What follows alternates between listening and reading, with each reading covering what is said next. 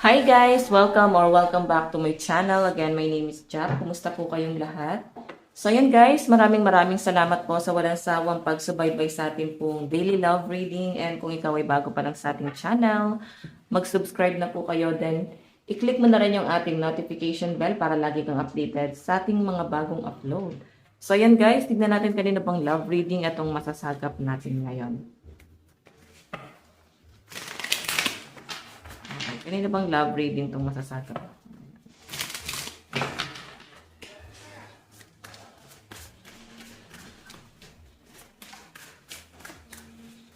Okay. Pasensya na kayo sa ingay na maririnig nyo sa ating paligid.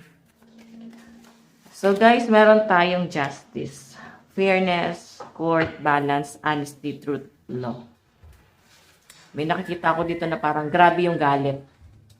Okay? Parang hindi papayag na hindi makukuha yung justice. Okay, so feeling ko dito guys, since nandito yung yung bottom of the deck natin, parang may dito, parang may mga naunang asawa siguro yung person nyo. Pwedeng kasal siya doon. May nakikita naman ako guys na parang may mga third party tayong nasasagap dito. Kumbaga ikaw mismo yung third party. Okay, yung iba naman sa inyo guys, pwedeng nagkakaroon talaga ng cheating. So parang may involved dito na marriage or pwedeng engagement, no? Baka na-engage, pero parang hindi siya guys natuloy kasi nagkaroon ng other involved, like may third party. So, titignan pa natin guys, ha? Parang napaka-unfair nung nangyari kasi talagang todo support, no? Parang todo support yung isa dito or pwede ikaw tong todo support dun sa relationship tapos eto yung kinahinatnan. Okay? Parang niloko lang, pagkatapos suportahan, pagkatapos ibigay lahat doon sa relasyon. Okay? Tignan pa natin, guys. Meron tayong, di ba, may pag-aaway. May nakikita pa nga ako dito, guys, parang gustong ipakulong eh. Kung may mga kasal dito, no? Wait lang, guys. Kung may mga kasal dito, parang may gustong ipakulong, parang hindi papayag na ganun-ganun lang yung nangyari. So, siguro kasi may mga ari-arian, no? Kung kasal kayo, may usaping about ari-arian, or baka kasi nag-loan yung person, tapos naghiwalay. So, parang may mga responsibility na naiwan. Yun yung nakikita ko, guys. And ito yung parang pinag-aawayan ngayon. Okay? Kung nagsasama pa kayo, guys, or ex mo na to, so, I think ito, isa to sa pinag-aawayan nyo ngayon. Yung mga property, pwedeng patungkol sa pera, cheating issue. Ang lala nung nakikita ko dito, guys, no? Hindi siya, guys, biro. Okay, tignan pa natin. Kanina po itong love reading spirit guide. So, yun guys, malakas ang Libra dito. Tapos, fire sign, Aries, Leo, Sagittarius. Competition, fight, conflict, opposition, change, and rivalry. So, nagkakaroon ng conflict doon sa relationship kasi nga may kakompetensya doon sa person nila. Parang masyadong matapang yung kabit. Okay, masyadong matapang yung nakikiagaw dito sa relasyon, no? Parang hindi papayag na mapupunta lang sa wala or mapupunta lang sa kanya yung taong mahal ko. Parang ganon. Hindi pwedeng mapunta lang sa kanya yung mga ari-arian namin. Yan yung ganon yung nakikita ko guys eh. Kasi parang napaka-unfair na nangyari pagkatapos yung isettle, no? Isettle or magkaroon na nga kayo ng mga property. Parang eto na yung nangyayari. Parang yung isa dito nakikinabang. Tignan pa natin. Or baka kasi may plano kayo ng person mo. Baka unti-unti nyo pa lang guys kinukuha yung mga plano nyo. Like, may mga ganap na. Grabe rin yung sacrifice. Pwedeng ikaw yung mas dehado kasi mas maraming nakuha sa'yo. Mas marami kang nabigay. Especially may na-invest ka sa taong to. Tapos parang iba lang yung makikinabang doon sa person mo.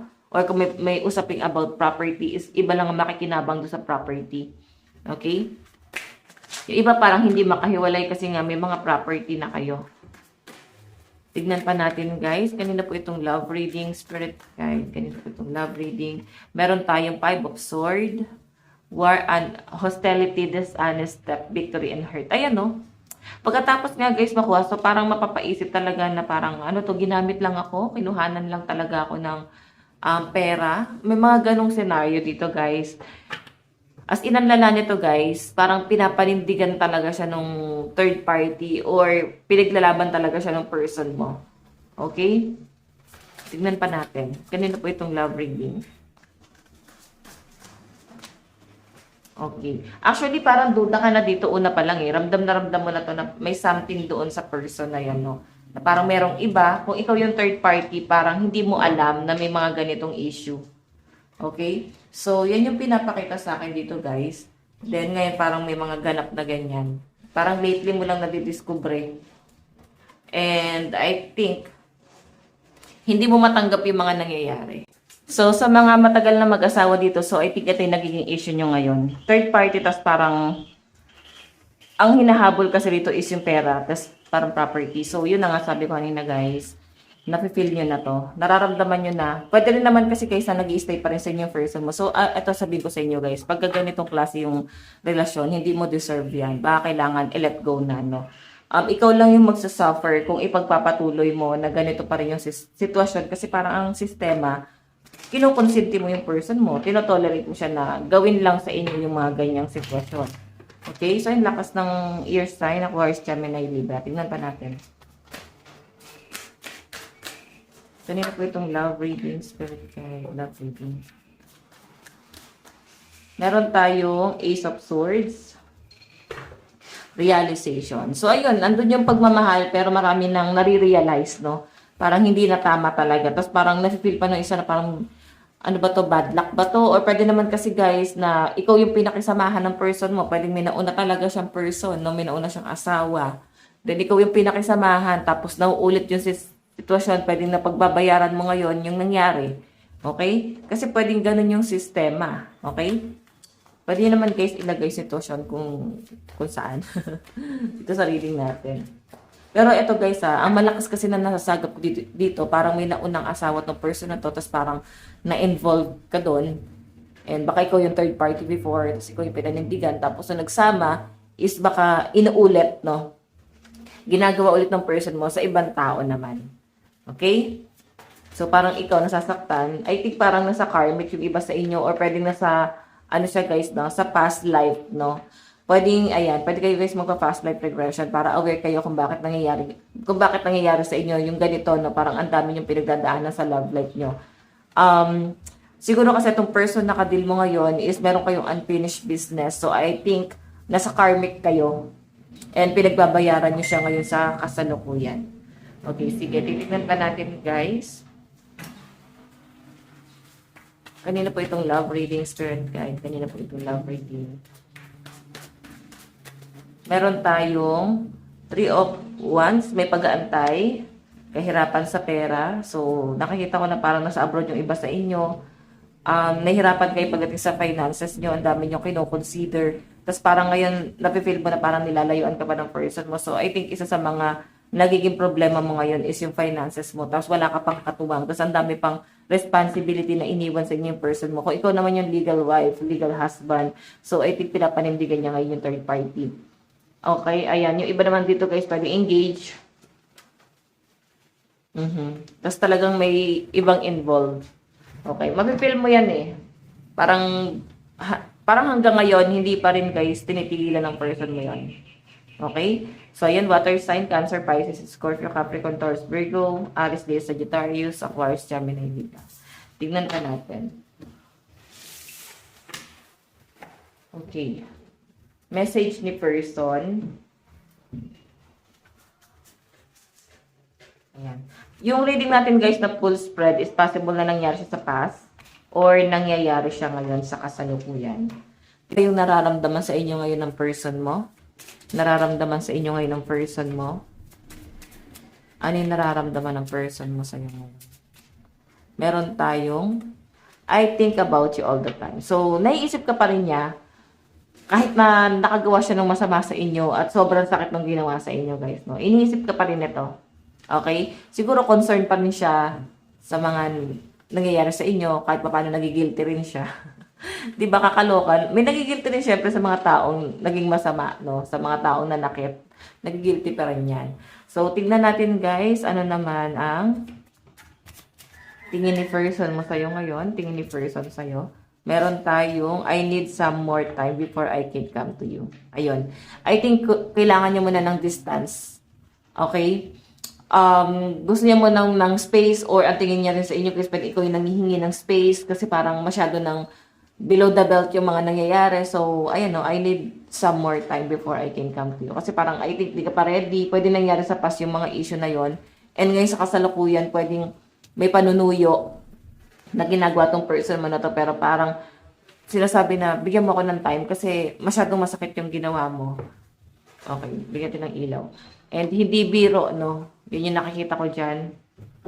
Okay? Sige, tingnan pa natin, guys. Okay. Ano naman yung magiging hakbang ni person dito sa relationship na to? Ayan, masyado maliwanag, guys. Patayin ko na lang. Ayan. I don't want to wait any longer. Please be mine. Oh my God. So, guys, nangyari na talaga sa past yun, no?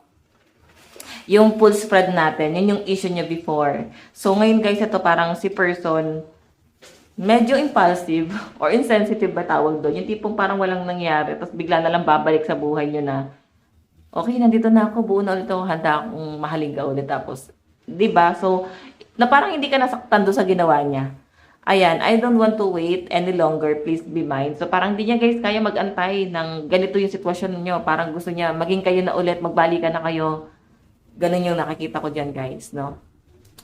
So, medyo ano, guys, hindi nakakatuka yung ganitong energy. So, nasa inyo na lang yan, guys. Baka may magalit na naman sa akin. Okay? Nasa inyo yan, guys. Aware ka naman kung paano ka sinaktan ng person mo. Lagi niyo isipin, napakadaming tao sa mundo. Huwag kayong mag-settle sa mga ganitong klase ng tao. Ikaw lang yung masasaktan. Okay, tignan natin, guys, ano naman yung magiging outcome sa side ni person.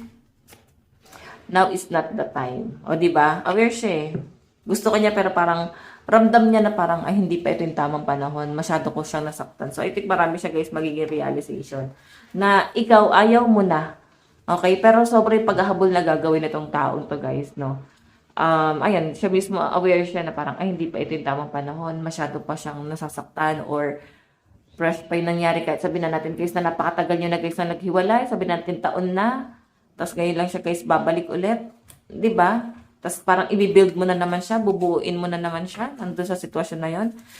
Okay, so tignan natin guys yung zodiac sign sa side ni person. Meron tayong Capricorn, Leo, Taurus, Pisces, Aries, Gemini. Leo, Aries, Taurus, Capricorn, Gemini, Pisces energy. Okay, Pisces, Libra, Capricorn, Taurus, Sagittarius, and Leo energy. So, yung paulit-ulit na zodiac sign na sinasabi natin, ibig sabihin lang yan guys, napakalakas ng personality, no? Napakalakas ng zodiac sign ng person mo. Doon naman na tayo guys sa, okay, sa side mo. Nararamdaman mo kay person. Meron tayong, will you help me? So, parang matutulungan mo ba ako? Baka naman ako pa yung tumulong sa'yo. Baka gano'n. Matutulungan mo ba ako? Kung hindi, bakit tatanggapin? So, I think masyado ka ng fierce. Masyado ka ng matapang. Hindi ka na yung soft-hearted, no? Ibang-iba ka na sa nakilala niya before. So, nare-realize niyan, guys. Wait lang po. Ayusin ko lang to. So, ayan, guys. Masyado kasing madilim kanina. Okay, so, ayun. Ayan. So, nakikita ko sa inyo, guys, na parang, ano ba, may maitutulong ka ba sa akin? Kung wala, wag na tayo magbalikan, baka maging pabigat ka lang sa akin. Parang ganun yun ang nakikita ko sa energy mo. Na parang, baka ako pa yung bumuo sa'yo, baka magpundar na naman, magplano na naman, tapos biglang mawala. Okay? Masyado na guys yung, ano ba tawag dun guys? Masyado na yung damage na nagawa sa inyo nitong taon to guys, no? Okay? So, pwede kasi guys na kung ito ay nasa, yung reading natin kanina, pwede nyo naman guys, pakiramdaman kung nasan ka doon. Pwede naman yung full spread natin kanina nangyari sa inyo ngayon sa kasalukuyan at ito na yung mangyayari sa future. Pwede naman guys na nangyari na sa past tapos ito na yung nangyayari ngayon sa inyo ngayon sa kasalukuyan. So, tingnan natin guys ano yung tingin mo sa person mo ngayon. Meron tayong I love you so much. Oh my God. Ramdam mo na mahal ka niya ngayon. Oo, ayan o. Okay? Sige, tingnan naman natin guys. Ano naman yung magiging hakbang mo dito sa relasyon na to. Meron tayong, do you love me the way I love you? So, nandun pa rin yung love. Nararamdaman mo pa rin naman. And yun nga lang guys, parang, mahal mo ba ako? Kaya ba akong mahalin kagaya ng pagmamahal na ginawa ko sa'yo noon or ginagawa ko sa'yo ngayon? Ayan. Kasi sabi nga dito guys, kung magkakaroon ng distance do sa relationship, sabi nila, akala nila naka-move on nila na sila. Meron kasi ibang tao na akala nila naka-move on na sila sa person nila. Pero once na makita ulit nila, parang nandun pa rin pala yung love. Parang natulog lang pala siya. Oo, may ibang tao na ganon. May iba naman na pag naghiwalay tapos nagbalikan, wala na. O, kasi mas nangingibabaw yung sakit na ginawa eh. So, parang laging tumatatak sa isip na ganito, ganyan. So, hindi na siya katulad ng dati na sobrang solid yung love. Ganon siya. Okay, so nasan ka doon? Outcome, sa side mo, meron tayong I don't want to wait any longer. Please be mine. So, yung outcome, sa'yo kasi, ay no, our love will never kiss to exit. Kagaya na sabi ko na, parang hindi nawala. Nandun pa rin pala yung love. Parang na mahinga lang pala siya. And pwede ngayon sabihin na natin naka-move on ka na pala talaga. Pero habang lumilipas yung panahon, parang na-excite ka pa rin sa person. Nandun lang pala yung love. Natulog lang or na-freeze lang pala siya. Okay?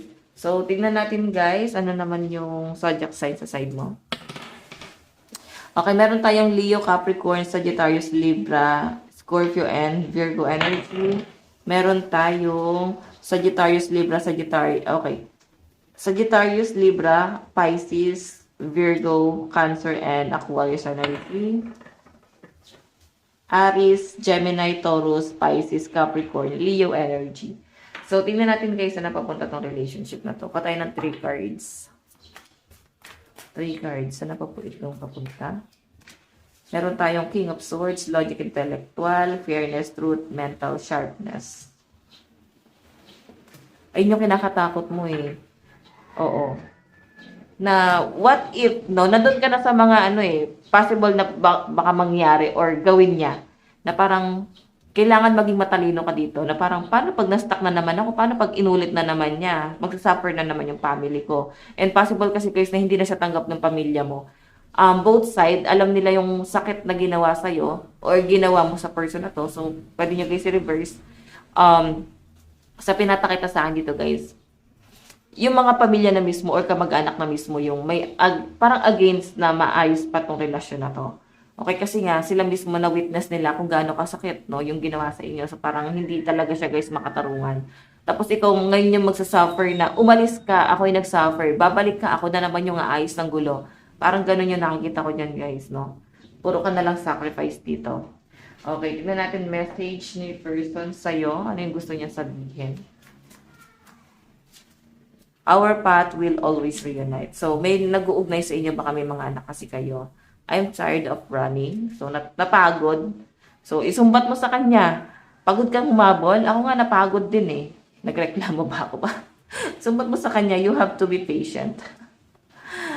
Okay, so siguro sasabi rito na parang pagod na akong tumakbo, pagod na akong humabol, pwedeng time out muna, or wag mo muna natin ipilit, parang ganon. Aware siya na kung ano yung issue niyo before. So yan guys, ito lang po ang inyong daily love reading. Bukas po ulit. God bless and love you. Bye-bye!